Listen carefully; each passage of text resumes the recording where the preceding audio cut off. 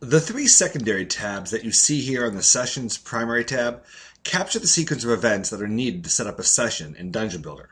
The Post-Session tab is where you create and share sessions with folks you want to play with. The Join Session tab is where people you have invited either accept your invitation to play or ask to be included in your public sessions.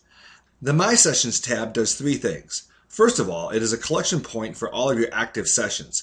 This keeps your active sessions separate from the flow of all the new sessions that are appearing on the Join tab so you don't get them confused.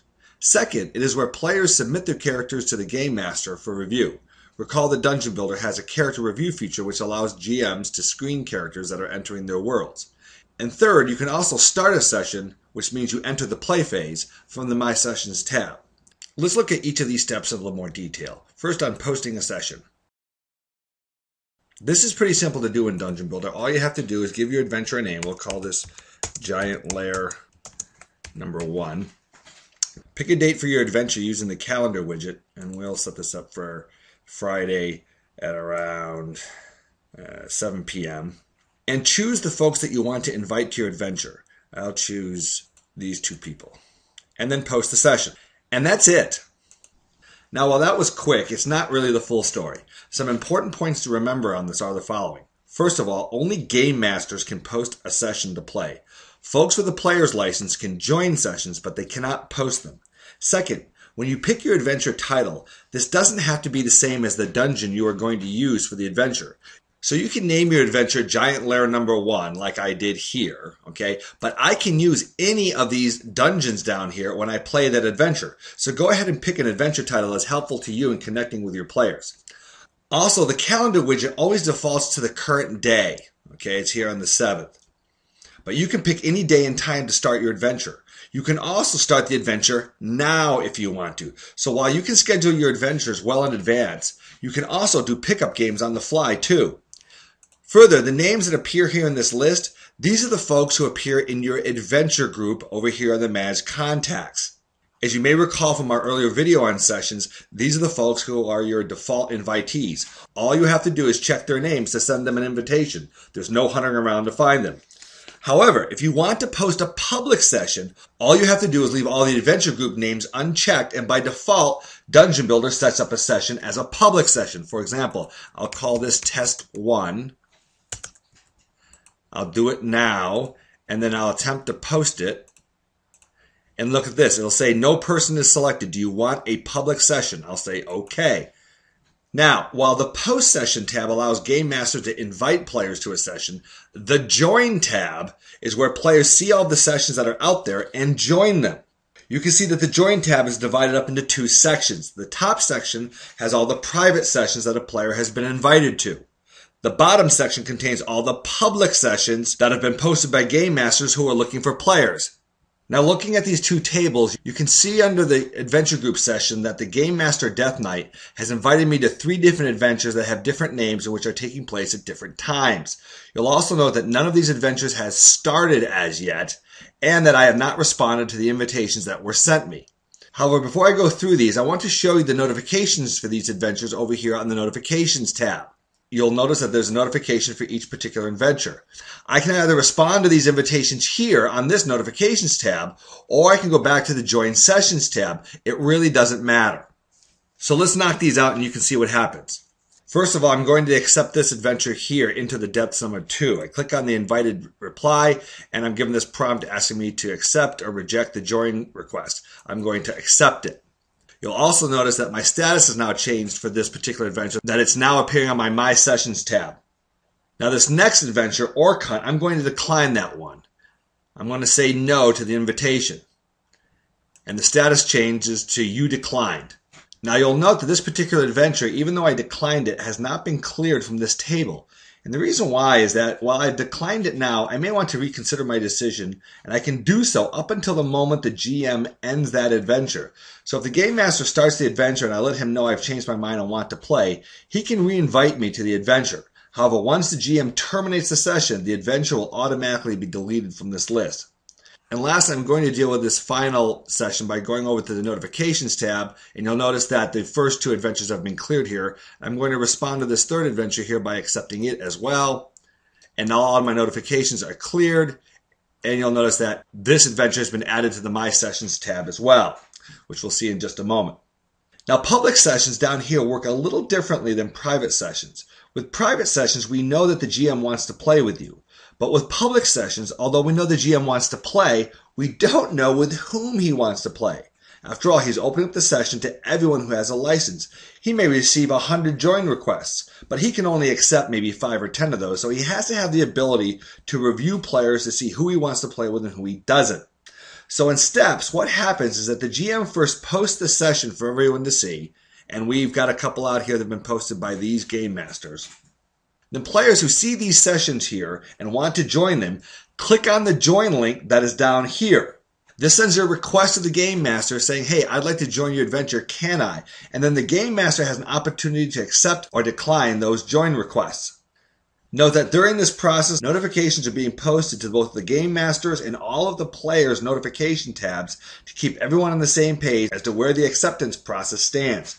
Ordinarily, this process takes place in real time and you never look at these notifications. But because some folks may want to schedule their sessions a week or more in advance, we built the notifications tab so you wouldn't get confused as to where things stand as the days go by. Now here you can see that I've requested to join this particular adventure, but I have not heard back from the game master as yet. He posted, I clicked that I wanted to join it, and now I'm waiting to hear back from him.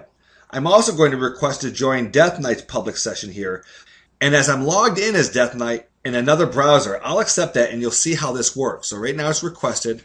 I'll go over to the other browser, and this is Death Knight's window. And you can see several notifications on his notifications tab. First of all, there are these 2 joint adventure requests that I just sent to him when I was showing you the earlier examples. And then there's this request to join his adventure one-way trip that was a result of him posting a public session. Okay, now I'm going to respond to that and I'm going to accept my join request. And now when I hop back over to my session, you'll see that now this status has changed and it's a link taking me to the My Sessions tab. So I've obviously been accepted by Death Knight. Turning to the My Sessions tab, as we said in the beginning, the My Sessions tab performs 3 activities. As there are 2 actions you can perform on the My Sessions tab, we've set up separate columns for each of them. Action 1 deals with reviewing characters, and you will note that for those adventures that I'm a player in, I can submit characters to be reviewed by the officiating GM. But for those adventures that I am the GM for, I have the ability to review characters that are submitted by others. Now we'll cover submitting characters in detail in another video, but for right now, I'm just going to give you a quick example here by submitting characters for this particular adventure. So I'll click on this link, and what that will do is automatically open up the character tab in the game space with the Submit to GM sub-tab selected. So I'm going to pick that adventure, which is a one-way trip, and the characters that I have available to submit to that adventure will be presented. And all I'll do is click on a couple of submit links here, and it will send those characters to the Game Master to be reviewed. And as you can see, these characters are now in waiting for GM approval status. And what that means is that I won't be able to submit those characters to another adventure until they've either been rejected by the GM for this adventure, or if he accepts the characters into the adventure, we complete that adventure and he ends the session. So you can only have one character in one adventure or one session at a time. Now going back to the My Sessions tab, the other thing you can do here is to start a game. That's the second action column here.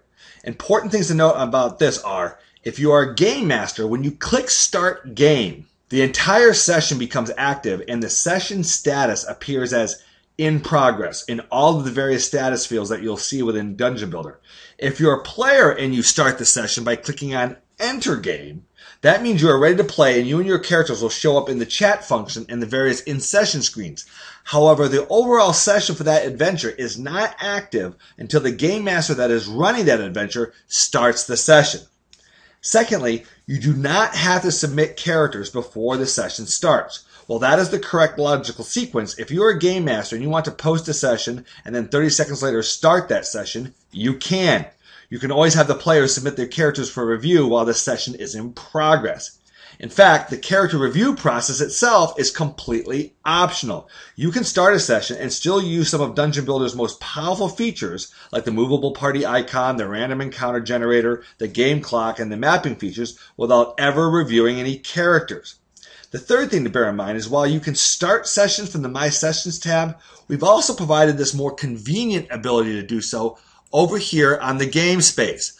Up here, all of the adventures that you have either set up as a game master or are waiting to play as a player appear here, and all you have to do is select it from this list and click start, and you will make that session active. You'll go into play mode. Once the session starts, notice how the button changes to End Adventure. What this means is that when it comes time to end a session, all you have to do is click this link and it will terminate the session. You can also do this from the My Sessions tab because my link is now changed to End Game here. But to keep things simple while you're in the game space, all you have to do is click on End Adventure. Finally, one of Dungeon Builder's greatest capabilities is the ability to pause or to freeze the current state of your adventure. Suppose it's late and you're all tired, but you're not done with the adventure. Well, all you have to do is log out or even just simply close your browser. You see, until you or the game master actually chooses to end the adventure, your characters and the current state of the adventure remain intact. So everything from the current location of the party icon to the current time on the game clock to the current state of your characters, all of that remains the same until you guys can log back in and resume your adventure. Nothing will change. However, if you're a player and you log out of the session, well then for all intents and purposes, even though the adventure is not over, that adventure is over for you. Also, once the game master ends the adventure, regardless of what the players are doing, that terminates the adventure for everyone, not just the game master. So if you want to pick up that adventure where you left off, you won't be able to do that if the game master has ended the adventure. However, if you do want to save where you're at and pick it up later on, just close your browser or log out, and Dungeon Builder will save the current state until you can resume. And that completes our second video on Sessions. I hope you found it helpful.